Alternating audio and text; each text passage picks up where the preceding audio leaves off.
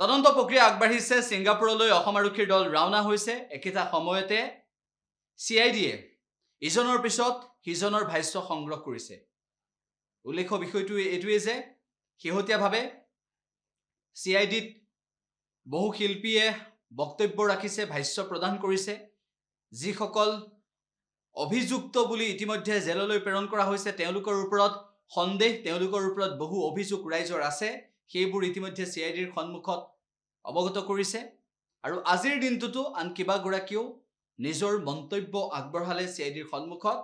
আৰু একেটা সময়তে জুবিন গাৰ্গৰ ন্যায়ৰ দাবী উত্থাপন হৈছে ৰাজ্যৰ প্ৰান্তে প্ৰান্তে একচুৱেলি তদন্তত অকণমান হেল্প কৰিব দিছে সেই হিচাপে মোক মাতিছিলে মই যিখিনি মোৰ জানো মই যিখিনি কৈছিলোঁ সেইখিনি ওপৰতে তেওঁলোকে সোধপোছ কৰিছে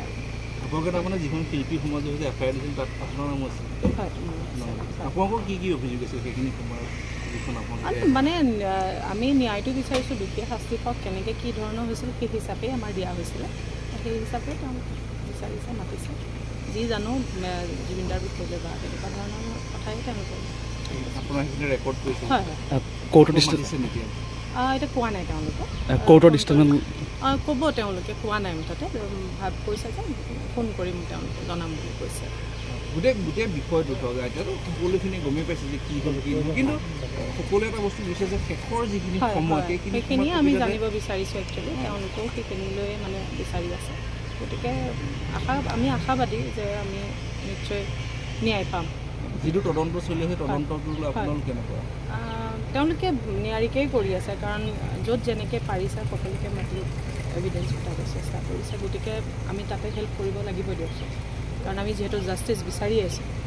তেনেকুৱা ধৰণকে সকলোকে হেৰি কৰিছে তেওঁলোকে হেল্প বিচাৰিছে আপোনাৰ দৃষ্টিত ধৰক এতিয়াতো 7জনমান মানুহ গ্ৰেপ্তাৰ হ'ল যিকেইজন লগত আছিল বা ছিংগাপুৰৰ মানুহ আছিল আপোনাৰ দৃষ্টিত সেই গোটেই বিষয়টো কোন মানে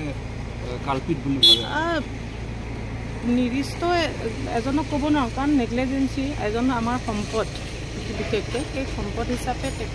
তেওঁলোকে যিটো দায়িত্ব ল'ব লাগিছিলে সেই হিচাপে দায়িত্ব লোৱা নাই গতিকে এটাই গোটেইখিনিয়ে জড়িত হৈ আছে কাৰণ সিহঁতে এজন চেলিব্ৰিটি নিলে যিখিনি মানে সুবিধা দিব লাগিছিল সেইখিনি ক'ৰবাত তেওঁলোকে ব্যৰ্থ গতিকে দিয়া নাই গতিকে মই ভাবোঁ গোটেইখিনিকে দুখী বুলিয়ে ক'ব লাগিব আৰু সকলোলৈ দীপাৱলীৰ শুভেচ্ছা থাকিল আপোনালৈ